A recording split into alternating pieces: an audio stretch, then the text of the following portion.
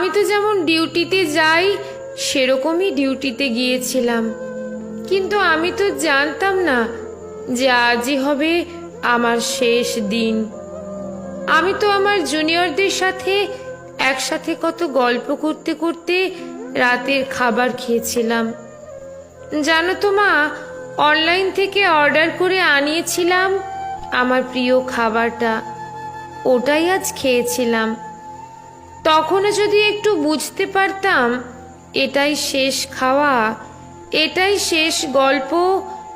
ডিউটির বাঁধনে আমি যখন ক্লান্ত হয়ে গেলাম মা, আমার চোখ দুটো ঘুমে বন্ধ হয়ে যাচ্ছিল।